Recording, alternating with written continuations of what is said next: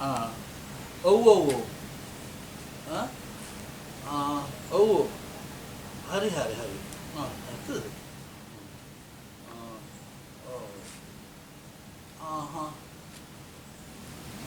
Inspector මහත්තයට මේ වෙද මහත්තයා නූල බැන්දට පස්සේ එයා ගියා.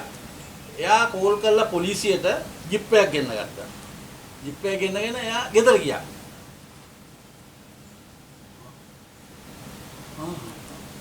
ඉන්න මෙයා ඉන්නවා. එයාගේ තාත්තව ගෙන්න ගන්න ඕන මොකක්ද කියනවා.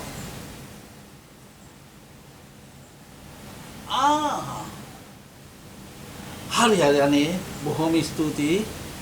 හරි හරි මහත්තයෝ. අනේ එනවා තියන්න. හරි. මොකද කියන්නේ?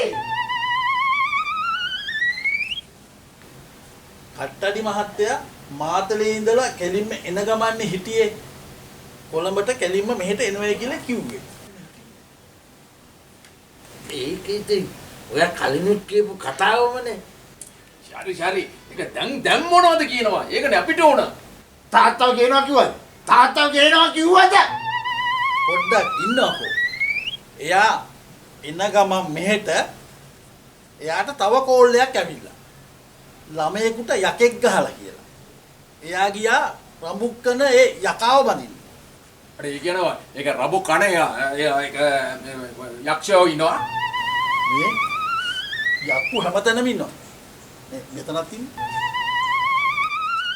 මගේ තමයි. හරි. ඔය දෙන්න යකා නතර නැතුව ඉන්නවාකෝ. මේ මොකද අයියා? කියන්නකෝ කට්ටඩි මහත්තයා මොකද්ද කිව්වේ කියලා. අර ඒක තමයි අපිලා කියනවා. දැන් අර ඕගොල්ලෝ කියන මොනවද අර එයා මෙතනට ආවා නම් ඔක්කොම ඕල්මන් ප්‍රොබ්ලම් ඉවර කරනවා පටපට ගාලා. ඒක කරන්න නෙවෙයි. එයා මෙහාට එනවයි කියලා කිව්වේ හෙට උදේ. හෙට උදේ? ඔව් එයා උදේ 8 වෙනකොට එන්නම් කියලා පොරොන්දු වුණා. ඊයේත් ආවා. කවුද ආවේ? තාත්තා. මොන තාත්තාව කියනවා? මගේ තාත්තා. හීනේ. මූට පිස්සු. පයිත්‍යන්නේ. කට්ටඩි මහත්තයා කරලා තියෙන වැඩේ හැටියට තාත්තට මගේ ගෙදරට එන්න බෑ. දැන් ඕනේ ඒක අයින් කරලා තාත්තව අපේ ගෙදරට ගෙන්නන්න. දැන් තාත්තා මම යන තැන මගේ පාස්සෙන් එනවා. දැන් උනත් මම කතා කරාම තාත්තා එනවා.